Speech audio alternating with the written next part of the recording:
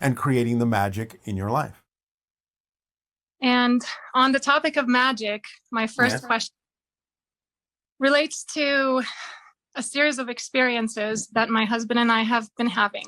Yes. We've been synchronistically guided to the particular permission slip of doing some shamanic ceremonies. Yes. During one of these ceremonies, I started to notice something flying out of the corner of my eye, just a gray flying blur. And at first, I was only seeing it out of the corner of my eye. And then during later ceremonies, it started flying in front of us and it started engaging our animals. And then we realized, oh, our animals can see this thing too. Probably before you did. Yes, I think so. I think so for sure. And it just looks like a flying blur. It's something that moves really, really fast.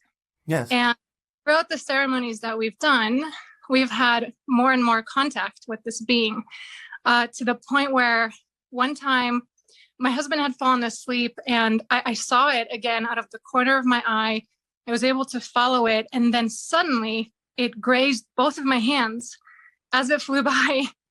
And it was so startling and it was so warm to the touch. The temperature was very, very warm. It's because it's on a higher frequency and therefore it activated more molecular action in your hands. Right. And when that happened, I almost couldn't believe that it touched me. And so as if it could read my mind, it repeated the whole sequence again, grazed my hands again. Yes. And again, it was super warm. It's attempting to instill within you the vibratory level that would allow you to synchronize with it so you can see it more clearly. Right. Yeah, that makes sense. And so occasionally I've had some interesting telepathic impressions from this being. Yeah. Once it said something like, I play with the animals all the time. Feel free to join us if you can be in the moment. And this message came with a feeling of mischievous giggle. Yes, you're dealing with an elemental. This is part of the idea of the third phase that we mentioned, having to do with the idea of the cryptic and shamanic journey. You are interacting with an elemental consciousness that is attempting to help you understand what frequency you need to rise to in order to match its frequency in order to be able to perceive it more clearly. That makes sense. And when you say elemental, is there anything more you can give me about that? Like, is it a fairy? Does it have a name? It can express itself in a number of different ways. For now, we have to leave it at the process and the experience you are having before we do anything to crystallize or concretize this idea into something a little bit less frequency than what it's already giving you. In other words, we don't want to create a definition or a symbol for you that would actually stop you from exploring the higher frequency. Okay, that makes sense. And I'm getting this feeling that this being wants me to communicate to other people that they are around us, that they are around most, that they're just waiting to make contact, that they want. Well, they're not waiting, but the idea is that they understand that it can be done and that this is the time when your awareness that it can be and can be enhanced, which is why, in a sense, we're now at the timing where more of the cryptic meditational exercises can be given. Again, it's about perfect timing. So what you're experiencing is your awareness of the timing of why at this particular moment it is the perfect timing to allow people to enhance their ability by going further into the cryptic meditations. Okay. Yeah, that makes sense. That makes sense. And the animals are always seeing them, right? Pretty much. Not always, but pretty much, yes. So when I'm hanging out with my cat and my cat suddenly looks above my head and follows something with their eyes, is that the same thing? Well, they're seeing something that is on a higher frequency plane. It isn't necessarily all the time what you're dealing with in this conversation, but they may be seeing something else that is invisible to your senses, yes. Okay. Well, I'm really interested in this elemental thing, so I think I'm gonna go explore that. All right, then do so and have fun. Thank you very much. Ha'atu. Ha'atu and aveo. Aveo.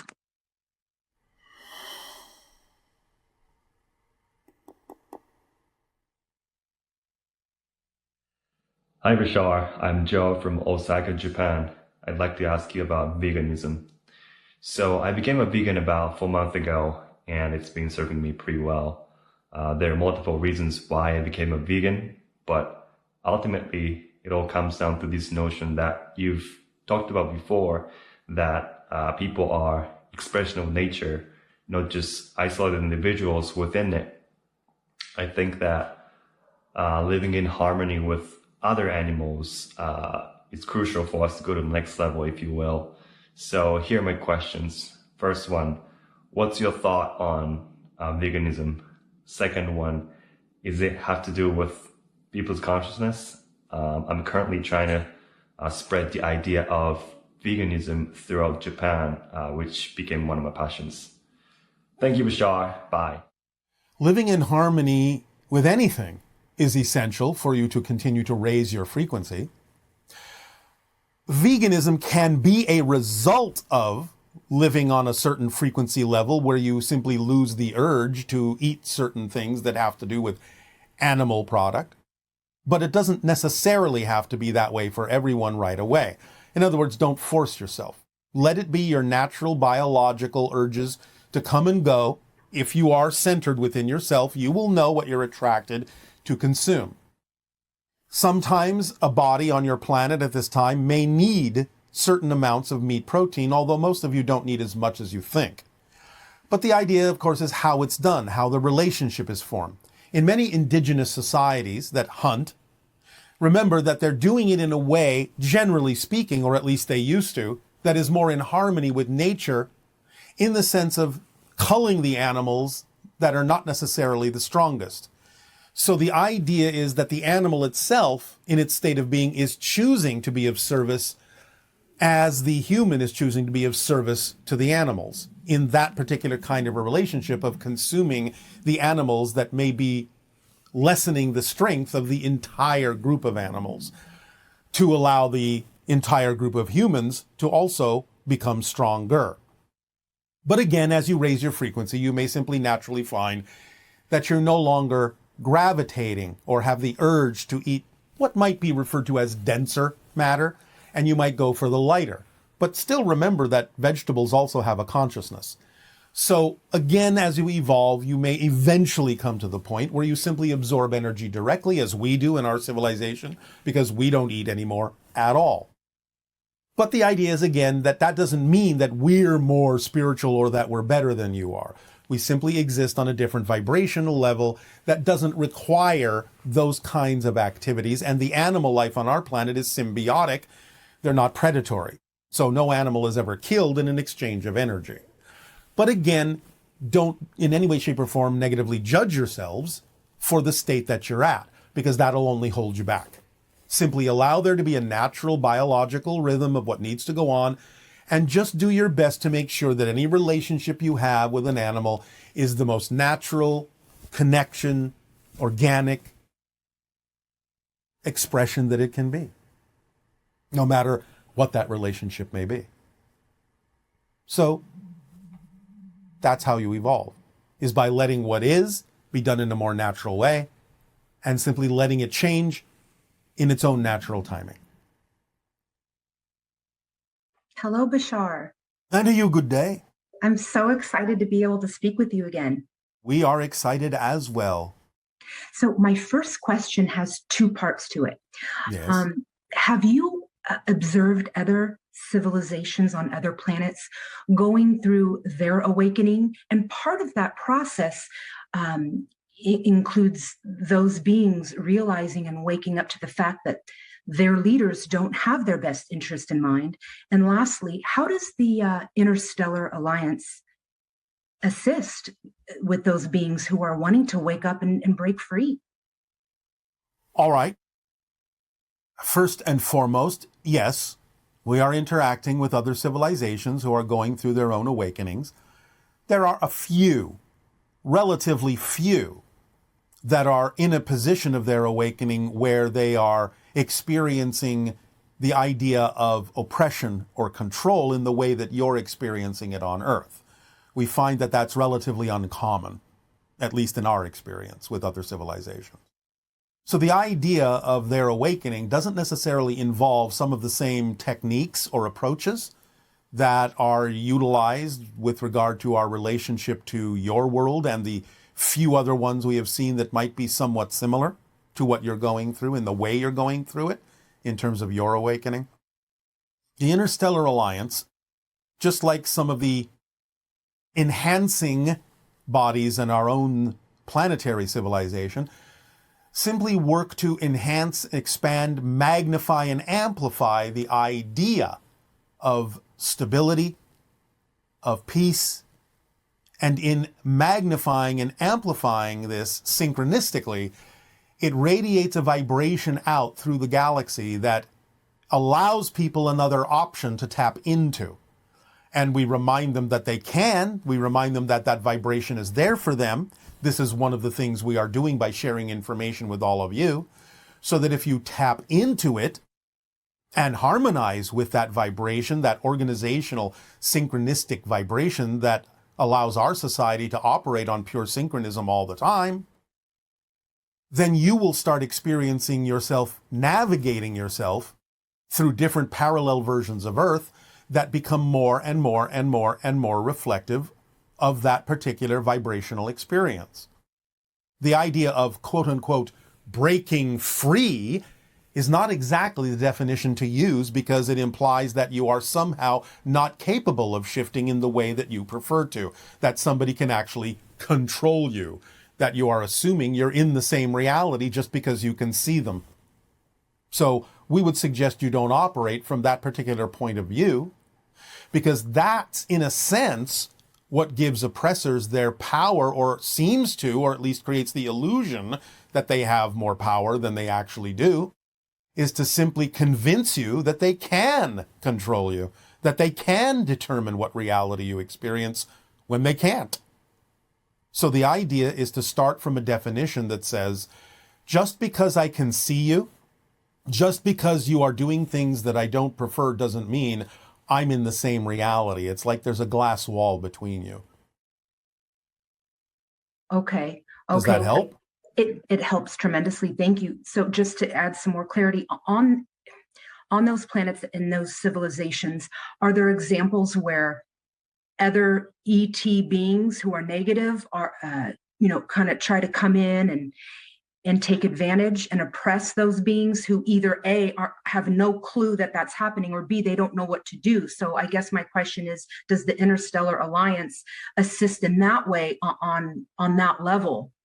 To some degree, but what you're describing is exceedingly rare. Exceedingly, okay. Rare.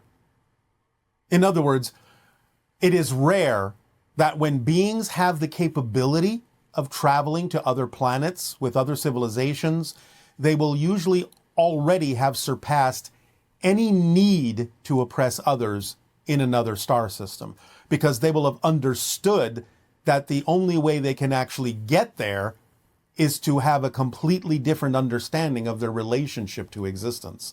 And there would be no need to oppress anything, because there is more than enough for everyone. So the idea of control in an oppressive sense usually vanishes in most civilizations with the understanding of actually how to travel to the stars, because you start really experiencing the abundance of existence. And when you can acquire anything you need without hurting anyone else or yourself in order to acquire it, why would you spend the effort to try and control something when that would be a waste of time? Right. Okay. You've also spoken about in previous transmission this time that we're going through right now. We are transitioning into our golden era that we're supposed to be experiencing in this decade. And you had mentioned that our old systems would be crumbling. However, they are crumbling. They are. It's lovely. And so the new systems are waiting in the wings, ready to come on up and just replace the old ones that are that are No. That's a very old-fashioned way of looking at it. They're not waiting in the wings. The idea of new systems must be created actively by people in the here and now.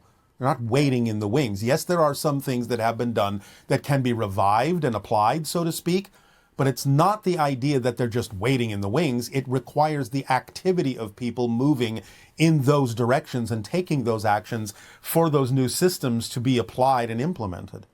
Correct. So would examples of those new systems here on Earth be like Starlink, cryptocurrency, and Elon Musk? Would those be examples of? Some aspects of those things, yes. Other aspects of them, not necessarily. Or some of them may be temporary as links and bridges to get you to something else. Okay. But we're definitely transitioning and moving into that golden era. Well, some of you are and some of you aren't. Okay. Because again, everyone has the free will to choose, and some people will choose some things that won't necessarily take them in that direction, because you cannot experience what you're not the vibration of. Okay. So, and again, remember, you don't change the world you're on. You're shifting yourself to other versions of Earth that are already reflective, that already exist, that are more reflective of the change you've made within yourself. So it doesn't really matter whether everyone on your planet chooses the same thing.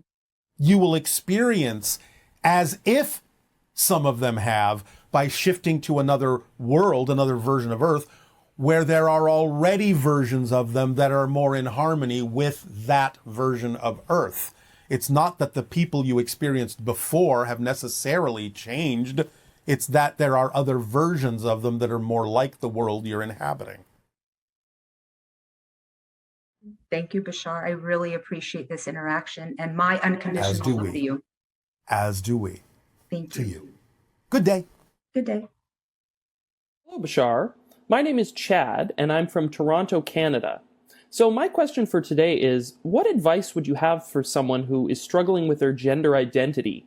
For example, why would a soul choose to incarnate as a male only to want to transition into a female later in life? Thank you very much, and have a great day.